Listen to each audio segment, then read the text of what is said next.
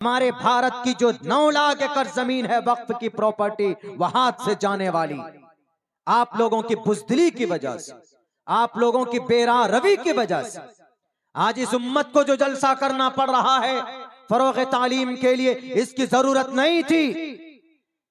दुनिया के अंदर सबसे बड़ी रिलीजियस धार्मिक धर्म क्रिश्चियन ऐसे बड़े नहीं। अगर 5 आदमी का मकान किसी गांव में क्रिश्चियन का है तो वहां पर भी उन्होंने अपने तरफ से, अपने फंड से उन्होंने स्कूल बनाया। हालांकि हमारे यहाँ तो प्रावधान है 9.5 लाख एकड़ जमीन की आमदनी कहां है? वक्फ बोर्ड किस लिए? बड़े बड़े लोगों के पॉकेट को भरने के लिए। 25-25 हजार रुपए का किराया आता है तो 2,500 रुपए देते हो, 22,500 रुपए किराया अपने पॉकेट में रखते हो। 10 करोड़ रुपए सालाना आमदनी है। 30,000 एकड़ जमीन पर जो टावर लगे हुए मोबाइलों के, ये 10 करोड़ रुपए कहां जाते हैं? बच्चियां मुर्तद होती है गुर्बत की वजह से। आपके पास डेटा क्यों नहीं है? हमारे पास एक भी हॉस्पिटल नहीं, एक भी मेडिकल कॉलेज नहीं, एक भी यूनिवर्सिटी नहीं, एक भी स्कूल नहीं, एक भी मदरसा नहीं चलता है वक्फ बोर्ड की आमदनी से। तो पैसा जाता कहां है? इसीलिए मौजूदा वक्त के हुक्मरान ने सोचा कि बहती हुई गंगा में हम भी हाथ धो लें। जब ये लोग खा ही रहे हैं, कौम के लिए कुछ कर ही नहीं रहे। वक्फ बोर्ड की प्रॉपर्टी आवाम के लिए है, मखलूक के लिए है, इनके फायदे के लिए, इनको जितना ज्यादा जहां जरूरत पड़े उनके लिए, तालीम के मैदान में काम करने के लिए। लेकिन एक भी वक्फ बोर्ड का चेयरमैन मुझे बता दे कि मैं फला स्कूल चला रहा हूं, अब्दुल्ला सालिम चीख चीख कर हर गांव देहात में जाकर आपके इस पैगाम को पहुंचाएगा, नहीं दिखा सकते आप। वक्फ लोगों की मदद के लिए है, लेकिन यहाँ लोगों की मदद के बजाय बड़े बड़े मालदार तो जनाब कई हजार 70,000 एकड़ जमीन तो सिर्फ महाराष्ट्र के अंदर बेची गई है सन 1990 से लेकर सन 2002 तक। बेचने वाला कौन? मोदी, योगी, आरएसएस, बजरंग दल? नहीं जनाब, हमारे लोग। बेचारे इमाम को जुल्म किया गया, कानूनी मुतालबा किया, बिहार गवर्नमेंट के दफ्तर में गए, सचिवालय में हमने धरना दिया, पटना गए हम।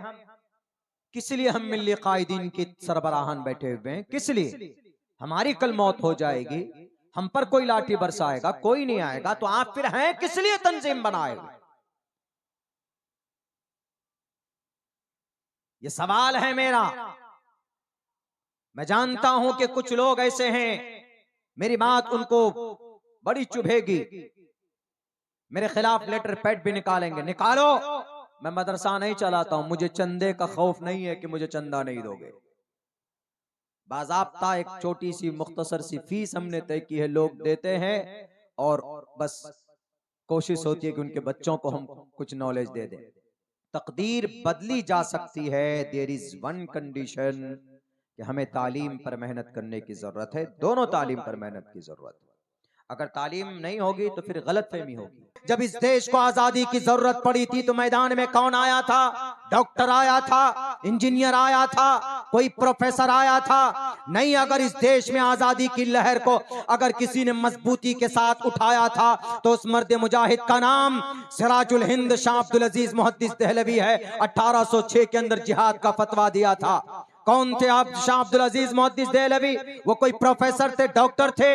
अगर इस देश के अंदर 50 लोगों की जान की कुर्बानी पेश की है 1831 के अंदर बालाकोट की पहाड़ी पर, तो उस मर्द मुजाहिद का नाम सैयद अहमद शहीद बरेलवी रहमतुल्लाहि अलैह, जो मदरसे का प्रोडक्ट था। इस देश को आजादी की तरफ ले जाने के लिए शामली के मैदान कारजार में अगर 1857 में हाथ में तलवार लेकर अंग्रेज के सामने में सीना तान कर कोई खड़ा हुआ तो कोई प्रोफेसर नहीं था, कोई वहां पर डॉक्टर लॉयर नहीं था, तुम भी नहीं थे, तुम्हारे अब्बाओं का वजूद नहीं था, जिस तंजीमों से तुम आते हो उनका जन्म भी नहीं हुआ था। उस वक्त मौलाना कासिम नानोतवी थे जो अरबी मदरसे के प्रोडक्ट थे। 5 साल तक अरबी मदरसा दिल्ली के अंदर तालीम हासिल की थी। फलसफे का इतना बड़ा इमाम कि अंग्रेज से जो मसला हल नहीं होता था तो अंग्रेज भी आकर कासिम नानोतवी के पास कहता था कि मौलाना हमारा फलसफे का मसला अटक गया है, लीजिए। 5 सेकंड के अंदर मौलाना कासिम नानोतवी उसको हल करते थे। कौन मौलाना कासिम नानोतवी? वो कोई डॉक्टर थे, कोई प्रोफेसर थे, बल्कि एक आलिम दीन थे। कनपट्टी पर गोली लगी थी, लेकिन गोली वक्ती तौर पर लगी, बेहोश होकर गिरे, फिर खड़े हो गए थे। वो मर्द मुजाहिद एक आलिम दीन था। अलगर्ज पता ये चला कि अगर आलिम ना हो तो इस देश को बचाने के लिए, इस देश को बचाने के लिए जिन्होंने कुर्बानी पेश की है उलमाए किराम की एक मुनज़्ज़म जमात थी। उस वक्त कोई डॉक्टर, इंजीनियर, पायलट नहीं था मेरे भाइयों। हाँ, लेकिन आज के दौर में हमें कानून और संविधान और मास्टर की भी जरूरत है, लॉयर की भी जरूरत है, जज की भी जरूरत है, सीए की भी जरूरत है, और सिविल लाइन में भी जाने की जरूरत है। लेकिन तालीम फिर आए, ये सब तालीम बच्चों को हम देंगे कैसे? मदरसों में तो चलो मदरसे वाले हमारे चंदा कर करके बेचारे मेहनत करके पढ़ा देते हैं, और तालीम यकीनन जरूरी। क्यों? तालीम से इंसान को जो कुछ मिल सकता है वो किसी और प्लेटफॉर्म से नहीं मिल सकता। इस देश को एक तालीम याफ्ता ने ही खूबसूरत तकदीर दी है ना, देश का संविधान।